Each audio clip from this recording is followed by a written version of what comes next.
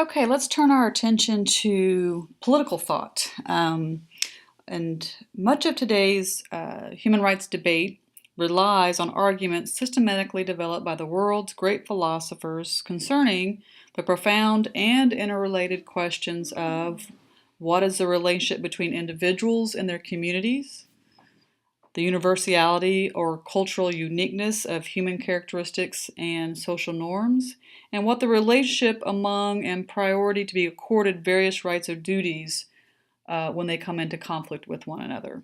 So if we think about some of the key players in the ancient world in terms of classical Greek and Roman views, we can start with Plato, of course. And Plato is an advocate of a universal standard for human rights, for human behavior, I guess I should say. And he advocates a universal moral standard of ethical conduct. So he talks about justice and about what that should look like. He says absolute justice can be achieved only when individuals fulfill the task to which each is suited in harmony with the common good. So this this notion of common good really starts to focus in on the good for the community and what the relationship is between the individual and the state. And so we're starting to see the discussion move from strictly the behavior of the individual and individual responsibility that we saw in religious texts to the concepts of a common social good. And so while religious sources tend to deal with the personal responsibility of individuals, we're starting to now look at the responsibility of the state and the relationship between state and the citizenry. So if we move over to Aristotle, he again expounds on the role of the state and describes what kinds of governments are best. And he held that, quote, the state is by nature clearly prior to the family and to the individual, since the whole is of necessity prior to the part. All right, that's a fancy way of saying that the state is essential, okay, in order to provide for social development, family development, and his project in politics was to discover the essential characteristic of the good and just state. And he prefers a monarchy over tyranny, which is nice to know, aristocracy over an oligarchy, and a constitutional government over a democracy. And he says he maintained that states could not perform what they were designed to do well unless they were small, legally autonomous, and culturally homogenous. Well, we can agree or disagree with that, but the reality is that's not how states are today. So the founders of the United States had this same argument, but it's becoming more and more difficult, obviously, to have small, legally autonomous, and specifically culturally homogenous states. Okay. He also said that there's a need for a strong, big middle class. And over time, this big middle class would clamor for more and more rights. In his view, the good of the state overrides the claims upon the state by any individual within it. Now, this becomes very difficult for human rights as we move forward. So human rights scholars would look at this statement with a little bit of dismay. Cicero is a Roman political theorist writing in 106 to about 45 BC. That's when he lived. And again, he advocates, similar to Plato, a universal standard and a common good. Both the state and the citizenry, anywhere in the world, are bounded by the authority of the higher law of nature, he said.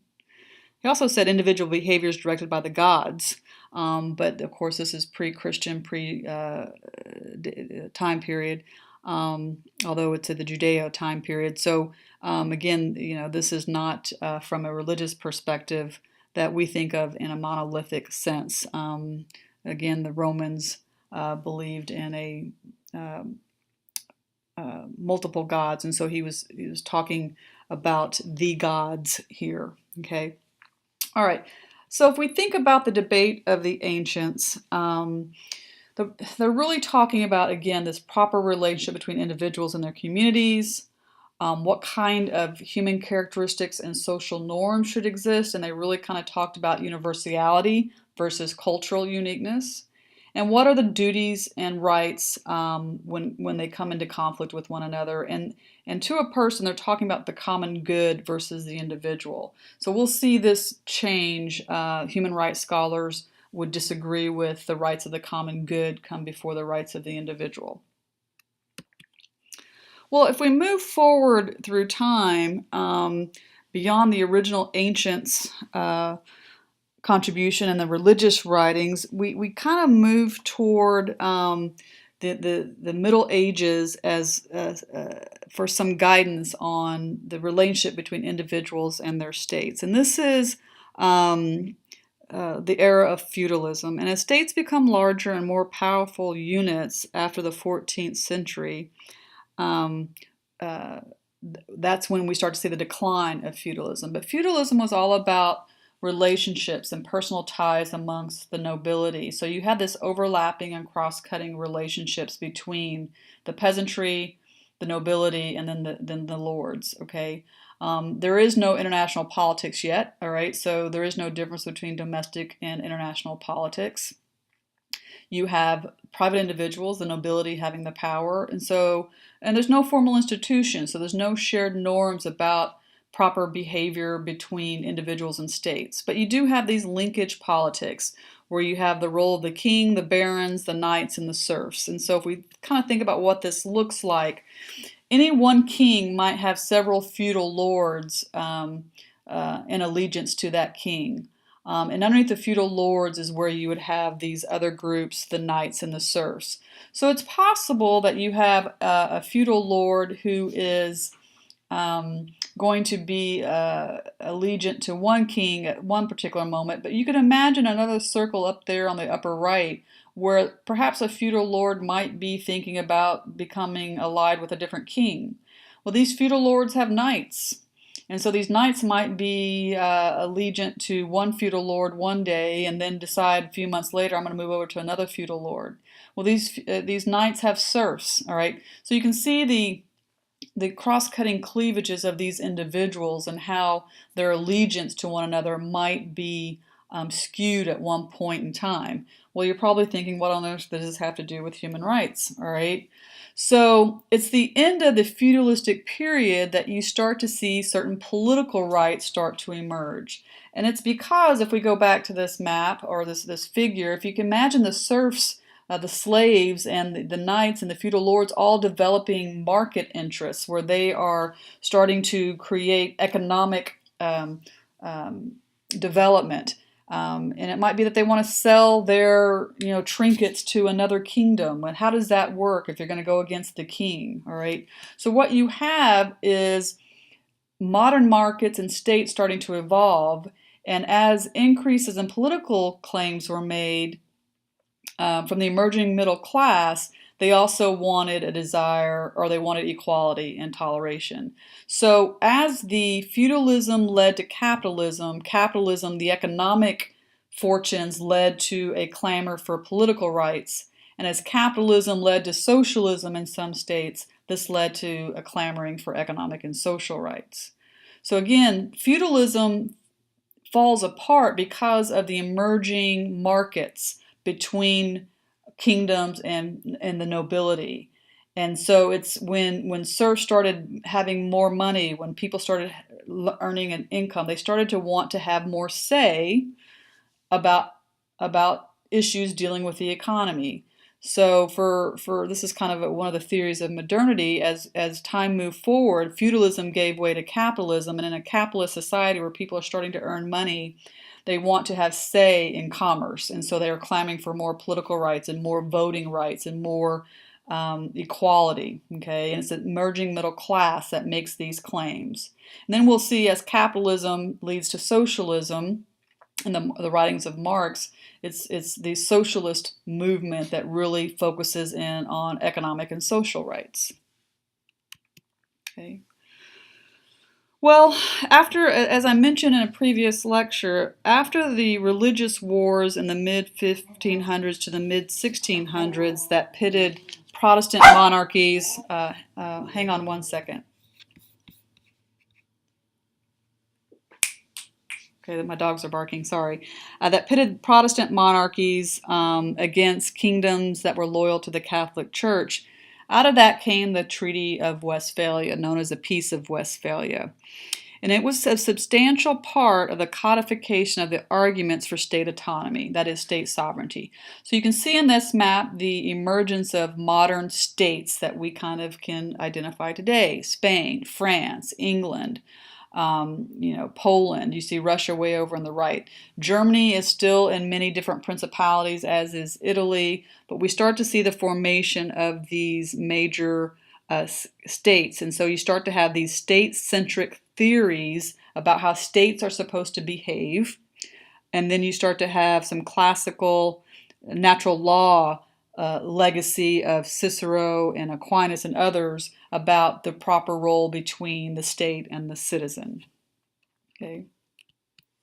Again, this is simply another map to show you the evolutionary process, a little bit bigger map, and you can see here major states that we think of today, and then the colors talk about the influence. And so, again, France, England, Spain, you have Poland, Russia, the Ottoman Empire.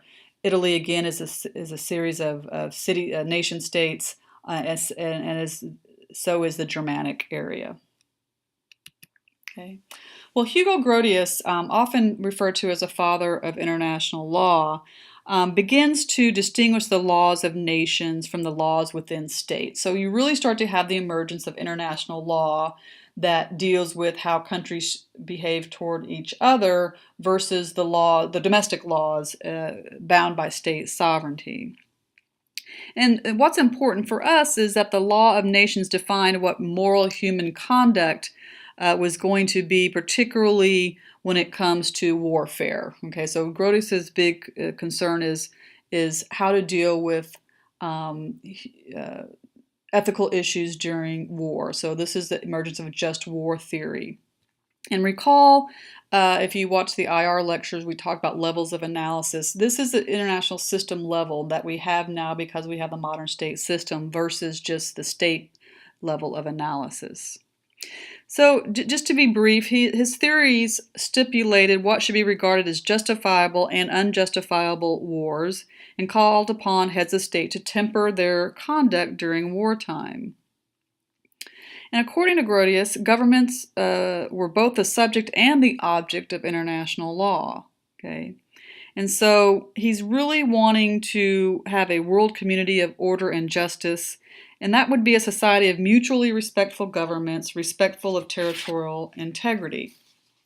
But again, for our focus, this just war theory really talks about ethical treatment of individuals during warfare. So we see some elements of human rights law there.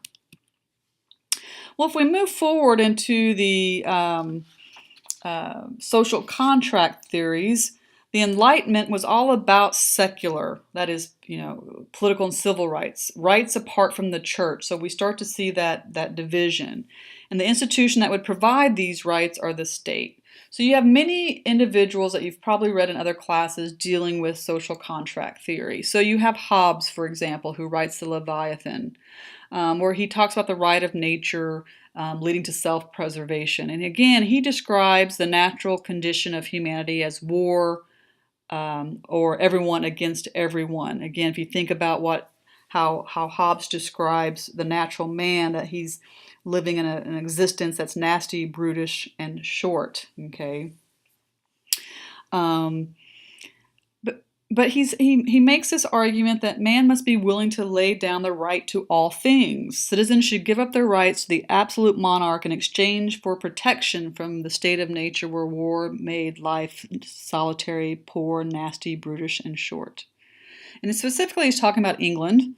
Society can only be saved if it became a powerful state. So this is this contract, he says. If the monarch failed to protect his citizens or actually imperiled them, the social contract was null and void. So the consequence, by grounding the monarch's authority on natural rights, Hobbes ushered in 300 years of debate about the liberal basis for human rights, what we call first-generation rights. So restrictions placed upon the state. The English were the first to restrict the rights of the absolute monarch, these first-generation rights. Before human rights could be enjoyed by the public, there had to be checks on absolute monarchs, as well as assemblies of people legislating for the common good. Again, we have that common good that the ancient philosophers talked about. Okay. And then, of course, after Hobbes' writing, we start to see beyond Hobbes, actually before Hobbes, you had the Magna Carta, which is an example of freedoms that were provided for the English Bill of Rights, which is a laundry list of things that the individuals had the right to. Or if we think about John Locke's writing, his second treatise, and so while Hobbes used the philosophical construct of the social contract to justify an all-powerful state, Locke uses the same idea to argue for the limiting power of government. So unlike Hobbes, who argued that individual rights, including property ownership, were best protected when Parliament limited the monarch's capacity to interfere with individual lives. Moreover, he believed that people's liberty and innate rights stem from nature, not from the sovereign's grant. So Hobbes is talking much more from a sovereign perspective about the granting of rights, and Locke is coming much more from a natural rights perspective. And many of Locke's beliefs later became a substantial part of human rights theory. For example, he believed in religious tolerance. Humanity could improve social conditions was an argument he made. But most importantly, Locke argued that everyone had the right to life, liberty, and property. And of course, by everyone, we mean white male owners. He says marriage was a social contract in which both parties were equal. He supported freedom of the press, educational reforms, supported the separation of powers in government in order to protect the rights of the citizenry. Ultimately, Locke is arguing that in contracting with one another to construct a stable political society and then to establish a government, the people do not surrender their natural rights. They simply entrust the government with the responsibility for securing them. The people can take back the powers they have delegated to the government, is what he argues. Okay. In sum, if we look at Locke, he's talking about the subordination of the individual to a limited government, that humankind surrendered to the state only the right to enforce these natural rights, life, liberty, and property, not the rights themselves. The state's failure to secure the reserved natural rights gives rise to a right to a responsible and popular revolution. Again, so if the state fails to secure what are called reserved rights, this would give individuals the right to revolt, if you will.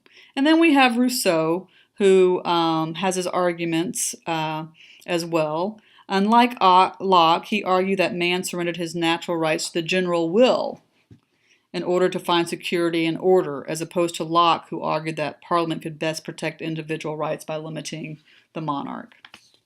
And so all three of these are talking about surrendering certain rights in exchange for something in terms of a contract, but they're also all talking about the voice and the rights of individuals vis-a-vis the actions of the government. Okay. So these three had the most profound impact on European notions of a person's natural rights and a social contract that he or she entered into with the state. So according to human rights theorists, when the political debate shifted from taxation, property, and religious tolerance to the 17th and 18th century liberal concepts of equality of all, this is when the foundation of the modern human rights was truly laid. So I'll repeat that. When the political debate shifted from taxation, property, and religious tolerance to the 17th and 18th century liberal concepts of equality for all, the foundation of the modern human rights movement was truly laid. So you have social contracts theorists challenging kings who failed to meet their natural law obligations to protect their subjects. Okay. Well, what's the short-term effect of this? Well, it's pretty minimal. Despite the potency and revolutionary nature of these arguments, only a small minority acted upon them. So what changed? Okay, the strength of the Enlightenment, the changing of economics for one thing. Adam Smith comes along and talks about how freedom is linked to the economy.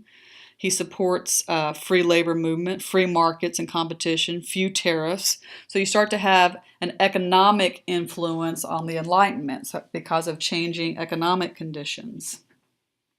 Okay. The late Enlightenment philosophers had this deep belief in freedom. Humans should be ruled by their own laws and not by rulers made such by the accident of their birth, for example. Late Enlightenment philosophers talked about wanting to enlighten the literate masses. So there was this movement toward strong children's or education. Okay. And so these beliefs influence modern governments. So we start to see discussions and talks about popular sovereignty, attacking religious and scientific dogma, governments responsible for citizens' welfare. You have modern governments that are opposed to religious bigotry, slavery, torture, intolerance. Montesquieu examined the morality of slavery, arguing that it was against natural law because all are born free and independent. And the beliefs which also influenced modern governments foreshadowed a prevalent human rights debate, arguing that morality, especially notions of how to treat fellow humans, might vary across cultures.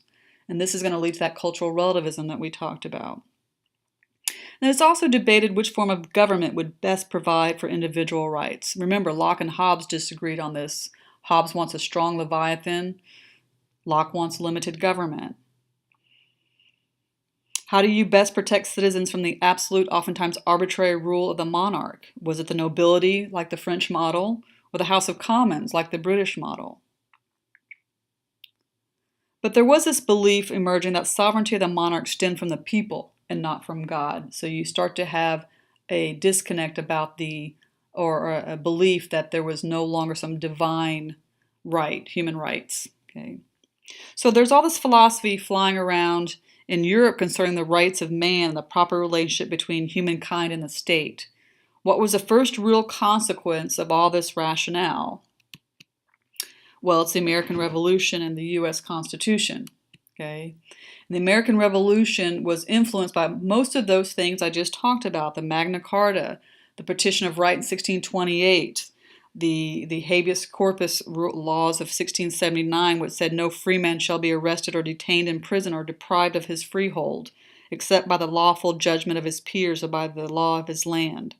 And this is still a vital human rights protection recognized in the United States Constitution today. The English Bill of Rights, Locke's second treatise that I just talked about. But this idea that natural rights can best be protected from the separation of powers was influenced by the U.S. Constitution, but also the French Declaration of the Rights of Man. So why in America? Why do all these thoughts and these philosophies emerge in America? Well, location, location, location. Geography and climate contributed to making American liberals, and again, I don't mean liberals in U.S. politics, party politics today. The size of the land, free land was available. It wasn't expensive. You could simply move if repressive neighbors moved in. There was a great deal of social mobility in the colonies that simply wasn't possible in the nobility structure of European society. There was no aristocracy to artificially restrict society. There was a shortage of laborers, builders, and artisans that meant that even the unskilled laborer could enjoy substantial wage in America. So it was a land of opportunity for those who worked hard. This becomes what we know as the American ethic. England was far enough away for many to consider it right to resist unjust laws in the name of liberty, something that Martin Luther King would argue later, a couple centuries later. So you had the writings of Thomas Paine, you had the writings of Thomas Jefferson, both reflected Enlightenment thought. Okay, so then you had the Declaration of Independence, which offered a new social contract based upon basic natural rights doctrine. Jefferson, in fact, called his country, quote, a free people claiming their rights as derived from the laws of nature, and not as a gift of their not as the gift of their chief magistrate. Religious toleration was a vital aspect of the Declaration. It is the first civic document that met a modern definition of human rights. Again, the Declaration of Independence is the first civic document that met a modern definition of human rights. It asserted universal rights that applied to the general population, included legal as well as moral obligations, established standards for judging legitimacy of the state's actions. It said Americans possess inalienable rights, again, something that Donnelly argues about human rights. It said the government derived its authority from the consent of the governed, that is popular sovereignty and not a divine right. It asserted that people could limit state power if their human rights were abridged, that's limited government. And the preamble to the Constitution clearly suggests that the ultimate authority of government rests with the people alone and not the church, not the king. Okay? So you have here then the first civic document that deals with human rights. Well, of course, the influence on the American Revolution was then,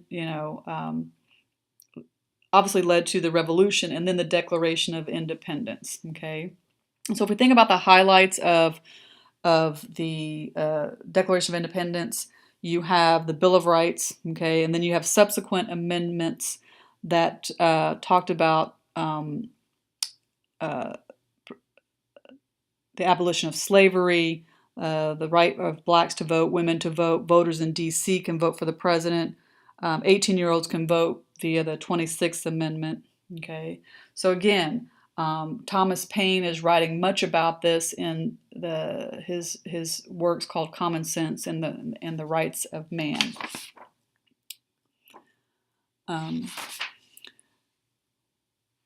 The Declaration Revolution also had an influence on France. Men are born and remain free and equal in rights, according to the French Declaration. The rights are liberty, property, safety, and resistance to oppression.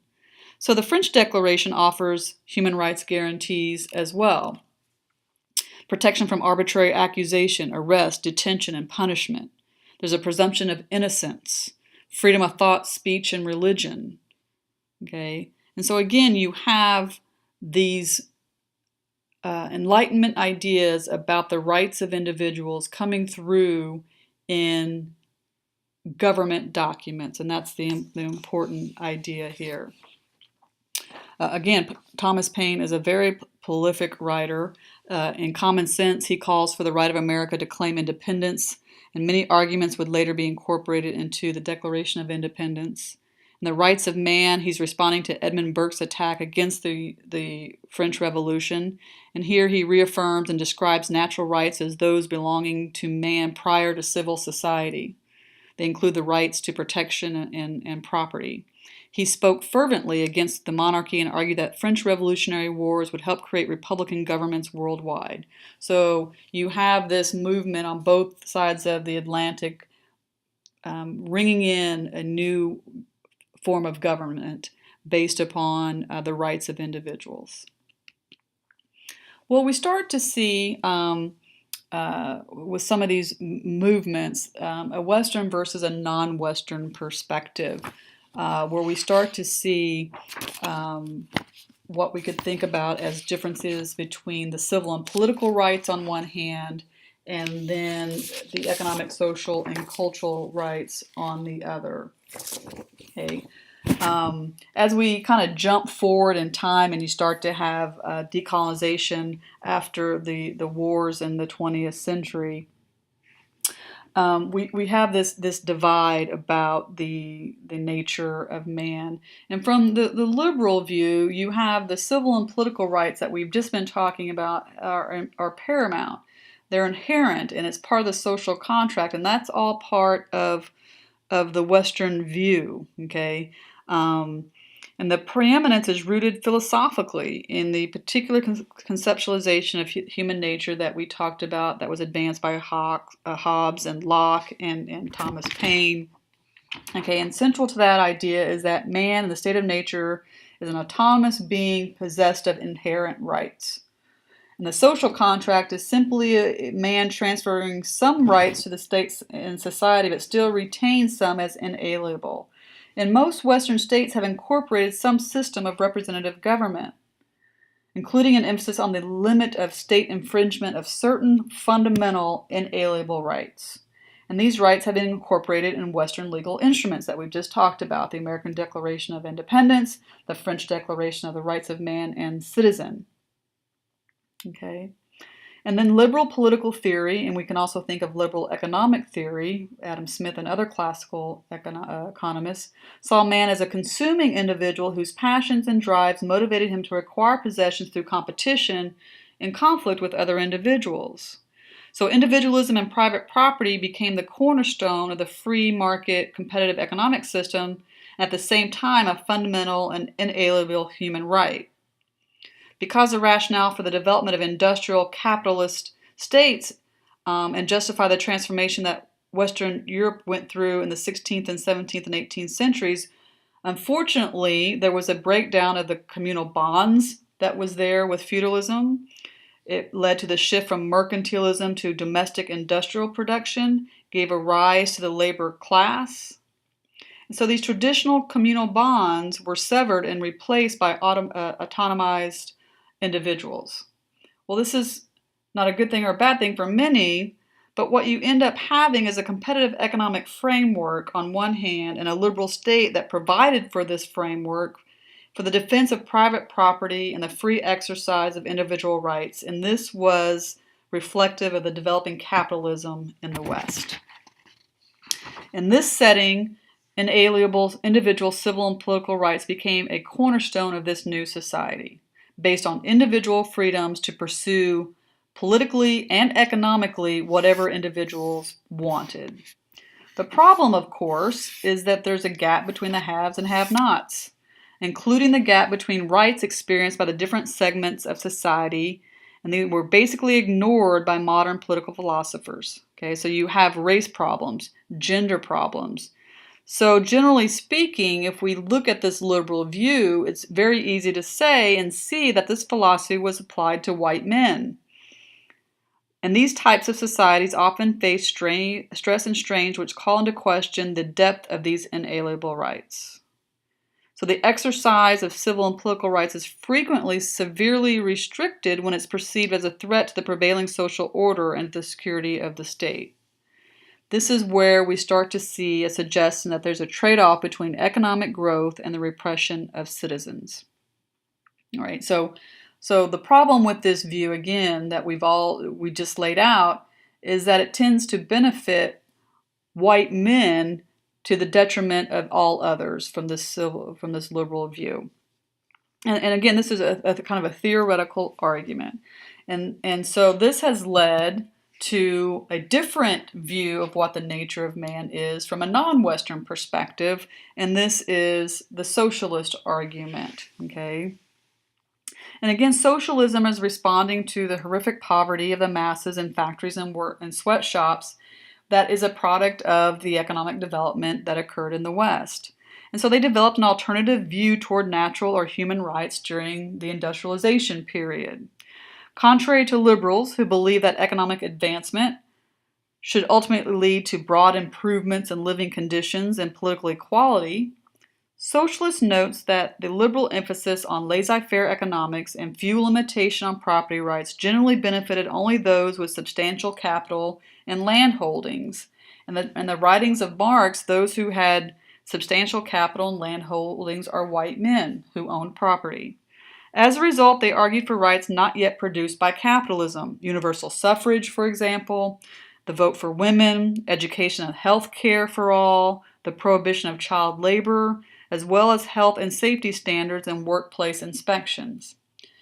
So about the Industrial Revolution time period, on the one hand, you have this prevailing liberal view about individual rights and economic development, and at the same time, you start to see arguments, and Marx is writing about this as well as other socialist writers, talking about those individuals who are left out of this liberal emphasis on economics and property rights because only a few in society actually enjoyed that at the time. Okay, so just as an example, two other writers that you probably are less familiar with, you have Pierre-Joseph Proudhon, who is writing about property, again, and he's saying that property is theft, okay, and what is labor's property? A laborer's property, the person who is working in the factory, the only thing they have as property is their salary, is their wage. And Marx will pick up on this argument as well. Auguste Bebel, there should be a U in his, another U, is talking about the women question, okay, where he argues that women are socially dependent upon men, economically dependent upon men, that women not only need to deal with the difference between gender, but also between the proletariat and the bourgeoisie. So he's writing about how women are affected by the political and economic and social changes that are occurring. All right. Again, kind of back to this Western versus non-Western view as we start to wind down. The socialist view is that human nature is determined largely by the condition of man's life, as opposed to the liberal tradition of perceiving human nature as derived by men in the state of nature. I'll repeat that. In the socialist view, human nature is determined largely by the conditions of man's life, as opposed to the liberal tradition which perceives human nature as derived by man in the state of nature. Socialists do not conceive man as an autonomous individual in the state of nature like liberals do. Marxist theory argues that prior to civilization, men and women were not only not autonomous, but lived in a state of primitive communism. There was communal existence, characterized by equality of all. Everyone shared the land, animals, tools. The accumulation of wealth were all later stages in historical development, as were individual rights. For Marx, the bourgeois rights of man are only the rights of members of civil society. In socialist theory, civil and political rights are bourgeois rights that result from the rise of capitalism and that serve the interests of the owners of the means of production, that they are not necessarily natural to man. Conversely, he says communism is a complete return of man to himself as a social being. It is a genuine resolution of the conflict between man and nature and between man and man. So in communist society, devoid of classes and class conflict, harmony reigns, and the capitalist-generated antagonisms between the individual and society disappear. So if we think about rights then in a socialist view, they're more connected to duties. Okay, so since man is not and should not be a competitive and atomized being, but a social one, his rights are inextricably interwoven and interdependent with his duties. So since the individual isn't the focus anymore, what you really have are duties instead of rights. So rights and obligations become one and the same. And remember, Donnelly argues that rights are not duties, that rights are practices. But socialist arguments suggest that only legal rights exist. Okay, since capitalism is exploitative and individual rights are bourgeois rights, socialist rights are the substance of human rights. State ownership of the means of production would ensure an equitable distribution of economic goods and eliminate the exploitation of workers in less developed societies that was characteristic of capitalist states. By contrast to capitalist states, basic human needs would be fulfilled. And there's an article in the, or a selection in chapter 1 that talk about basic human needs, so be sure to look through that. So if we think about the developing world view, particularly beyond the West, we start to see a rejection of individual claims of rights and a more group identity claim to rights. The descriptive of the common economic underdeveloped third world, their dependence on the Western industrialized states in the former Soviet Union, and their struggle to attain nationhood and economic modernization has led to this different worldview. Their traditional cultural patterns are very different. Their belief systems, ideologies, and religions have little in common. There's pre-colonial legacies were vastly different. Their level of economic development also varies greatly. So this developing worldview for non-Western states is going to be very different. Individuals have generally viewed their personhood in terms of their group identity in the non-West. Who and what an individual is conceived in terms of the kinship system, the clan, the tribe, the village. This group is most important. The individual is understood as integral to a group within which he or she has a defined role and status. So this concept of an autonomous individual possessed of an inherent inalienable rights is for the most part absent, just as it was absent in the West prior to the modern political philosophers and the automation of culture that accompanied industrialization. So in non-industrialized society, inherent individual rights are meaningless concepts from their perspective. It's the interaction among persons and the nature of that interaction that determines rights. The individual has identity and a self only in terms of her or his relations with others in the reference group. Well, what values did this group of individuals get from colonization? They learned nationalism. Okay? They learned there's an ideology of modernization and industrialization. And the third world countries believe that attaining both will end their inferiority and exploitation. However, the efforts have been devoid of any ideological underpinnings regarding their political and/or economic systems. In other words, these countries that are striving for industrialization and modernization without a game plan. Some opt for free enterprise, some for socialism, and there are no social, economic, or cultural structure foundations to make this transition possible. As a result, dependency is continuing as well as underdevelopment. And given these circumstances, human rights, especially civil and political rights, are seen to have limited relevance. Their colonial heritage theoretically many like to believe that exposure to Western democracy was a positive influence. However, the colonial experience was one of domination and control, economic exploitation. Often there was authoritarian political rule. There was repression and imprisonment of indigenous dissidents. And respect for the individual, these concepts of liberty, democratic values, and freedom of dissent were not the values that colonialists transmitted to the people that they ruled.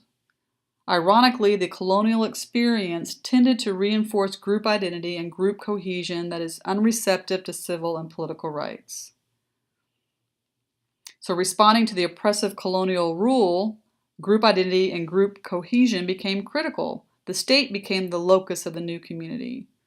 While attempting to develop economically, the effort to forge a nation-state out of a desperate, often conflicting traditional groups often resulted in the state becoming a powerful, repressive force.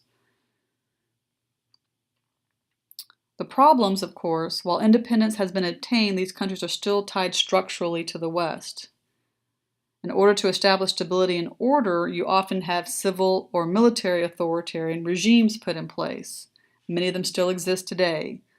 So the willingness to justify repression for the attainment of nationhood and economic development has led, unfortunately, to gross human rights violations. Okay, that's where we'll stop for this lecture, and then the last lecture I'll talk a little bit more about the readings.